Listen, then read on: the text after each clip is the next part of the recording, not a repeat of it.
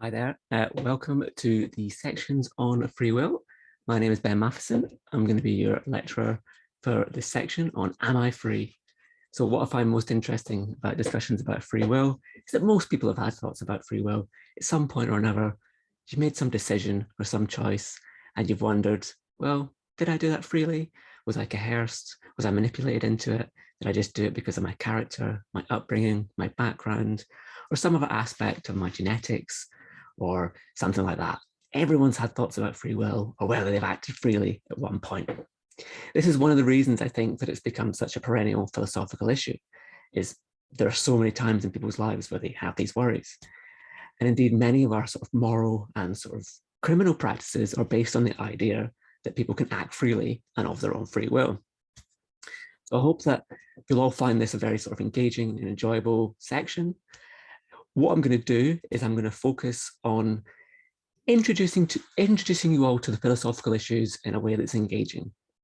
Now, as you're all aware, philosophers have talked about this for a long, long time, and there's a lot more material than we could possibly fit into 5 lectures. So what I'm going to aim to do is to sort of spark your interest in the topic. So I'm going to focus on a particular narrative or a particular way of presenting the main issues that I hope is most engaging and lively and gets you thinking about it.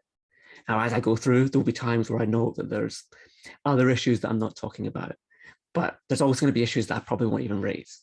So the aim here is not really to sort of say, here's everything you need to know about the philosophical literature on free will.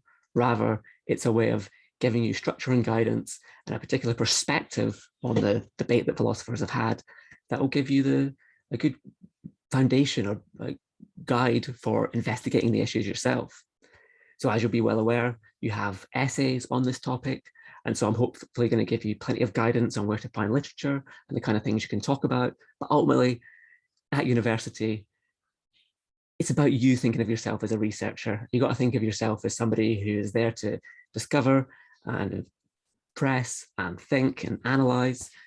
And so I'm going to be there to give you sort of guidance and structure, but not to hand you all the answers.